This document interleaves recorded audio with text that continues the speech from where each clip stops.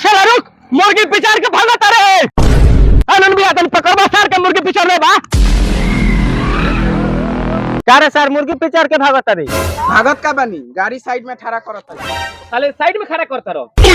रोक का जमैले बरा अपना मुर्गी के दाम लो। ठीक बात है दे। बोला कर रुपया दी।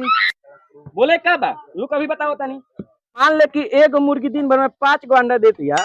मर्द तार मुर्गी ही या कि रंडी? आधा तो कम से कम 2 गो अंडा देते हो। दुइयों के हिसाब लगाओ।